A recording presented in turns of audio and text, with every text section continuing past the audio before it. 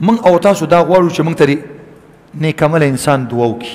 هر سړي دا چاهت دی، عالم صاحب، قاری صاحب، پیر صاحب، سپین ږیری، پلار، مور، عزتمندو.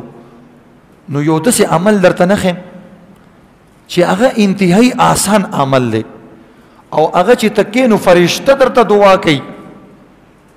فرشته پاک مخلوق دی، لا یعصون الله، هغوی د الله نافرمانی نه کوي، نو هغوی پاکی دي او د پاک بنده دعا قبلیږي، د فرشتو دعا قبلیږي.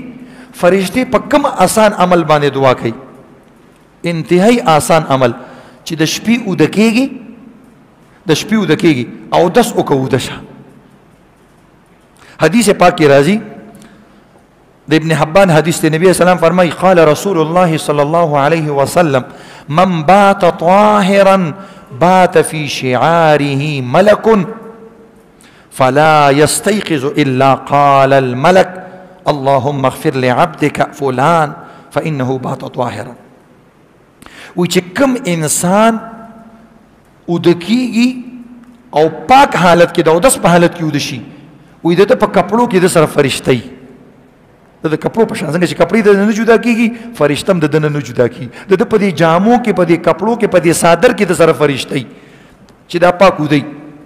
نو وی بیا که د شپې راپاسېږي دا، نو هغه فرشته ورته دعا کوي، پاک سړي ته فرشتې دعا کوي، یا الله ته دا بنده وبخې ځکه دا ډېر پاک ملاس دی. هغه وجه مو سره ښودلې ده. نو د فرشتو دعا هغه انسان د پاره وي چې کوم انسان اودس سره اوده کېږي. دا د نن نه معمول جوړ کړو انشاءالله، پاک به سملو که نه. دې کې یو بل عمل هم کیدی شي چې کوم انسان چې زما دې دعا قبوله شي او د شپې دې زما دعا قبوله شي، ځکه د شپې الله رحمت ډېر زیات دي، د الله رحمتونه اول اسمان ته راغلي. الله توجه کوي بندګانو ته، خصوصي هره شپه اول اسمان ته الله راځي د خپل شان مطابق. او وی تاسو کې څوک شته وغواړئ، نو یو پکې اوده انسان دی خو چې اودس حالت کې اوده شوی وي او د شپې راپاسېږي او دغه ټایم کې کومه دعا هم وکړي، الله د دنیا او د آخرت د هره دعا قبلوي. که د دنیا سوالو کې دنیا ورکوي، د آخرت سوالو کې آخرت ول الله ورکوي. نو دعا نه غواړئ چې نور دعا نشي کولی، دا وایي اللهم ربنا اتنا فی الدنیا حسنه وفي الاخرة حسنه. زمونږ خلکو له خو د دعا چلم نه ورځي، ډېران چې څه دعا وکړم په دغه دود وایي یا الله ما وبخې، زما مور او پلار او غینیانې کمې وبخې، زما دوکان ښه کړي، امین. بدی راټه کړي، نور دعاګانو نه ورځي. نو بهر اللهم ربنا اسم تاسو راټه کړې ده، دغه دعا ورسره وایي، په دې باندې الله دعا قبلوي. بل عزتمندو یو بل عمل دی هغه آسان دی چې کوم انسان اوده کېږي د تهجد په نیت باندې اوده کېدل پکار دي. دا اکثر دا تبلیغ والا بیانوي تاسو ته، وایي دته د تهجد ثواب میلاویږي اگر چې دا تهجد له راپانسېږي، خوب پکې صدقه شو او دای پکې فری شو او ثواب ځان له وګټلو.